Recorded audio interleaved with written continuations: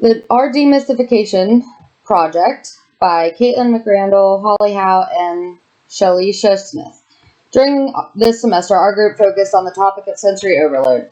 Our group is focusing on presenting this information to our schools and our community, such as sports centers or other fans of sports. Our group wants to show the importance on understanding sensory overload and what we as a society can do to help those individuals during these episodes. In this project, you will notice that we define sensory overload, provide examples, and offer resources to enhance knowledge on our topic. First, we're going to play a Kahoot to see what you know.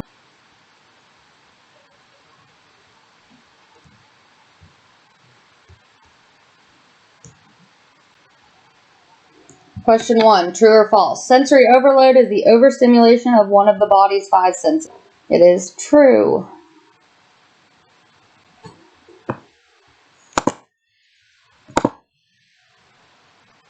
Which of these is not a sign of sensory overload? Irritability, rocking, coughing, or restlessness? The correct answer is coughing. Anyone can experience sensory overload. True or false? It is true. What are causes of sensory overload? Loud sounds, bright lights, multiple sounds at once, or all of the above? All of the above is correct. What conditions or disorders can be associated with sensory overload? Autism, ADHD, multiple sclerosis, or all of the above? All of the above is correct. Only children experience sensory overload. True or false? Correct. Adults can experience it as well, making this statement false. Your 5 senses include touch, hearing, smell, sight, and taste. True or false? Correct. It is true. What is the most common form of sensory overload? Taste, tactile, auditorial, or visual auditorial? Visual auditorial is the correct answer. Bright lights tend to cause the most sensory overload. What percentage of the general population experiences sensory processing challenges? 20%, 5 to 16.5%, 34% to 50%, or 80%?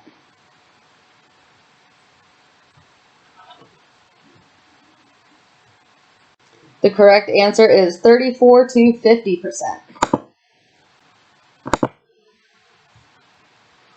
Everything you do in life is sensory-based. True or false?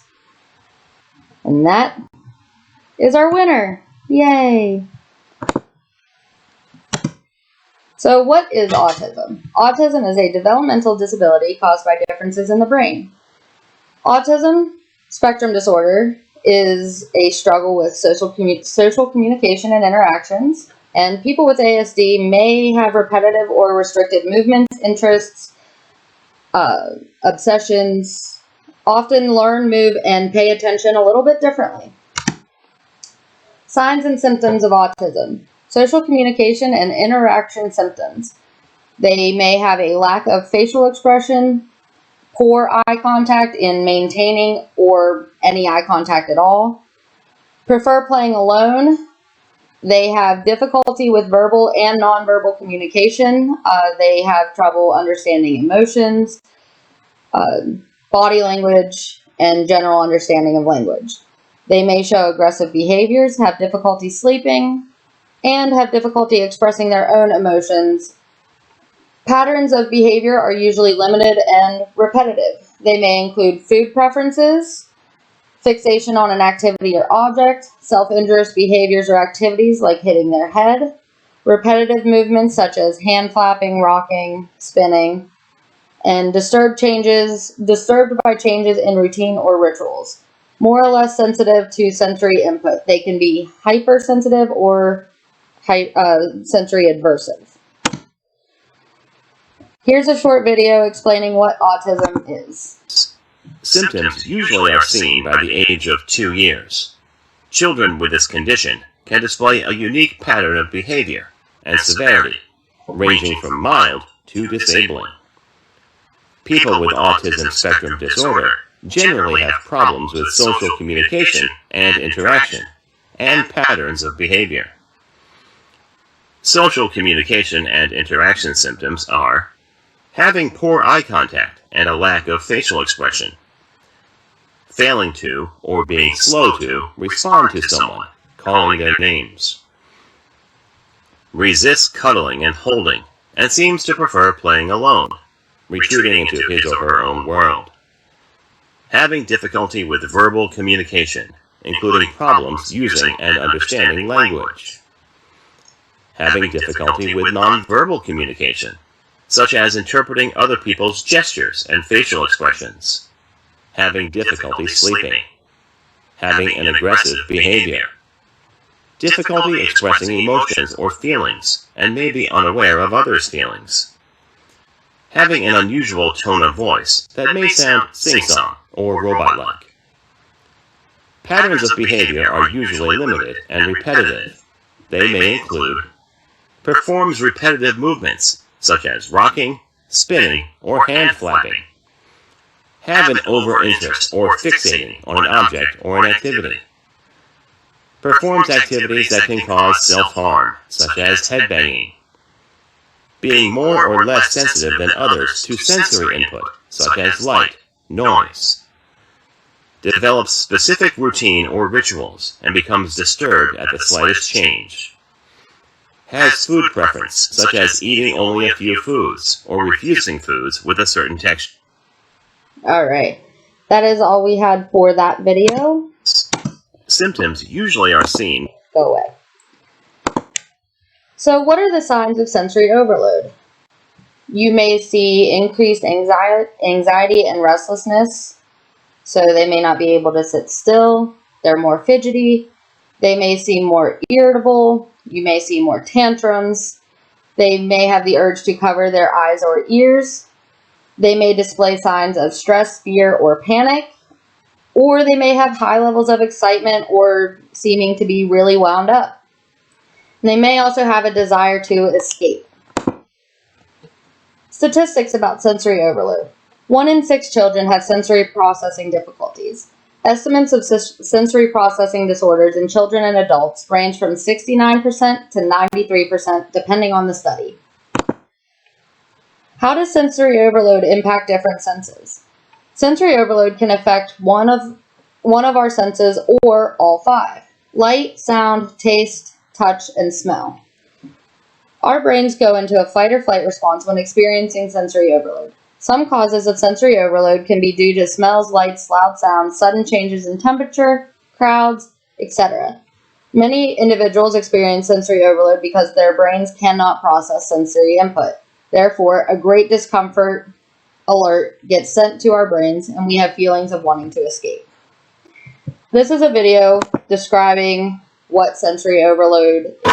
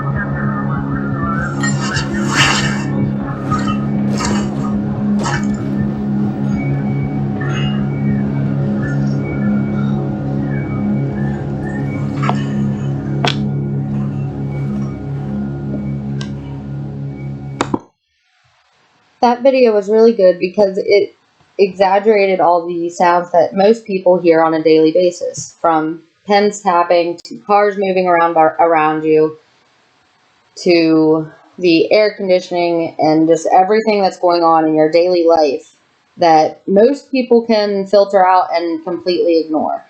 To somebody on the autism spectrum, that's how they live their life every single day. These minimal sounds to most people are going to be very loud, each sound is its own sound. Each sight is its own sight, and that can be very overwhelming.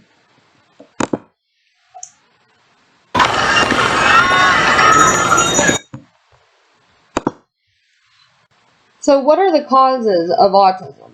It doesn't have a single cause.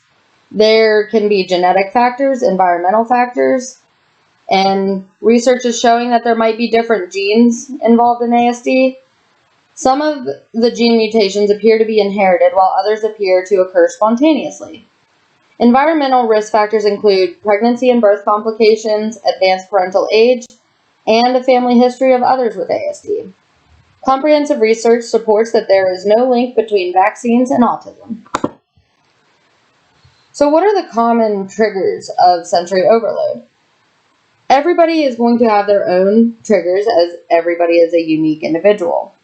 But some of the most common triggers include quick changes in the environment, such as light, temperature, and sound, very crowded or heavy trafficked areas, loud noises like talking, music, having the TV on, or sitting in a stadium and listening to the crowds cheering, the announcers play-by-plays, the music, overwhelming smells. The first example that comes to mind when I hear this is walking into a Bath and Body Works or other perfume-based store.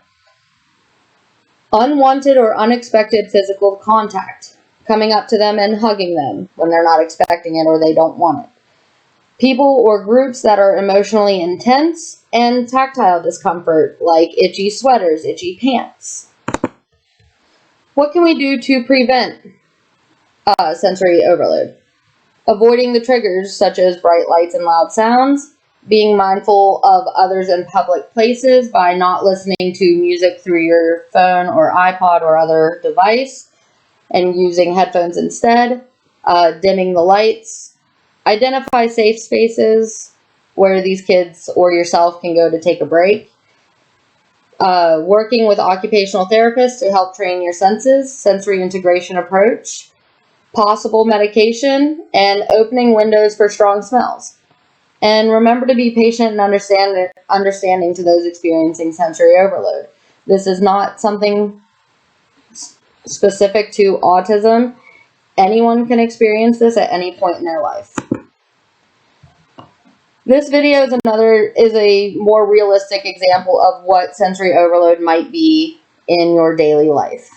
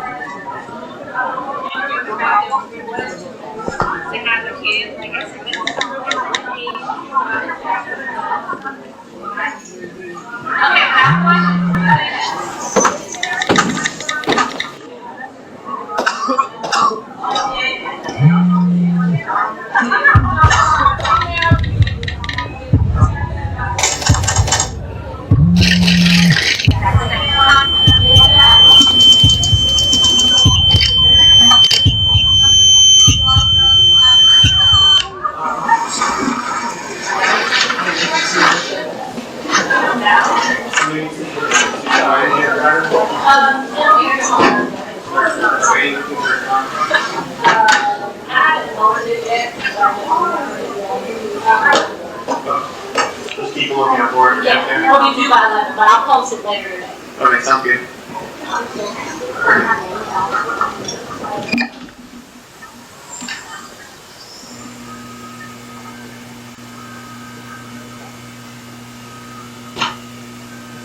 Hi, Jacob. What's going on?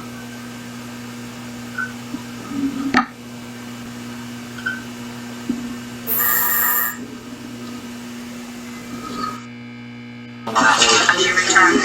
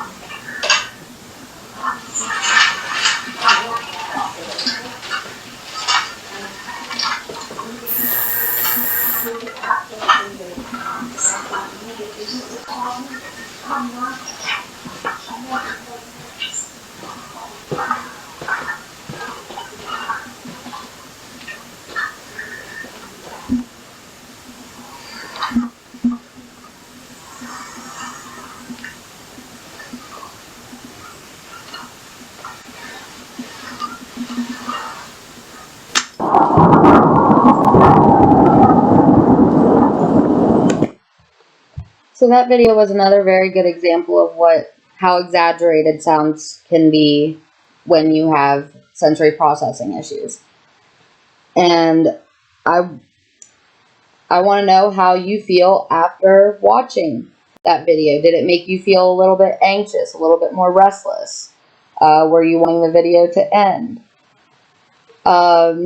This next video I chose specifically because stadiums and sporting events are very heavily sensory based, and I don't think a lot of people realize this.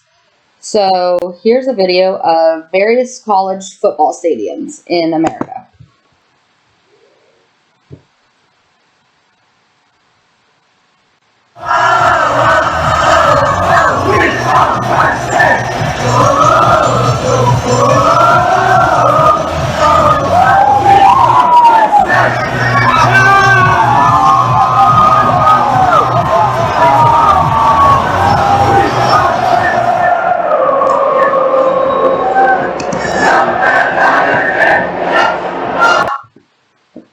So right away, there was a lot to take in. You have all the people right around you moving. You have all the sounds. And that is all we have of that one. That is the end of my presentation. Do you have any questions? No. Thank you for responding. We are going to do the same assessment that we took back at the beginning, and we're going to see if you picked up anything from it.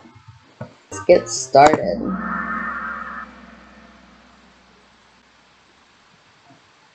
Sensory overload.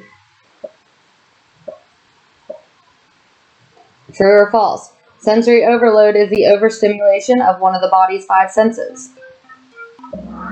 It is true.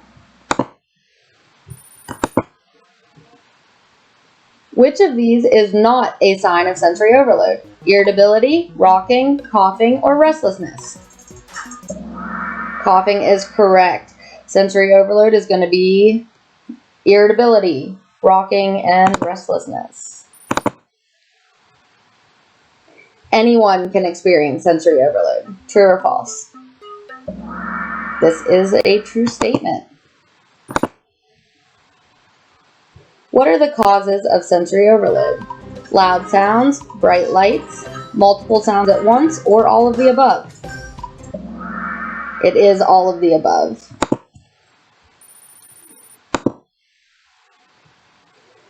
What conditions or disorders can be associated with sensory overload? All of the above. Autism, ADHD, and multiple sclerosis. Only children experience sensory overload. True or false? That is false. Adults can experience it as well. Your 5 senses include touch, hearing, smell, sight, and taste. True or false? That is true. What is the most common form of sensory overload? Taste, tactile, auditorial, or visual auditorial? It is visual and auditorial.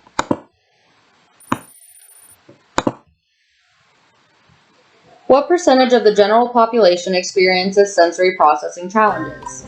20%, 5 to 16, 34 to 50, or 80? 5 to 16.5% is correct. Last question. Everything you do in life is sensory based. True or false? It is true.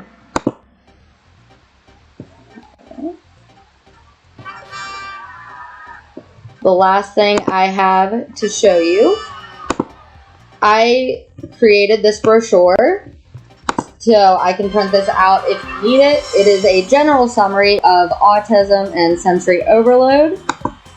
And it tells you how you can manage and prevent it and what the triggers are. Thanks for listening.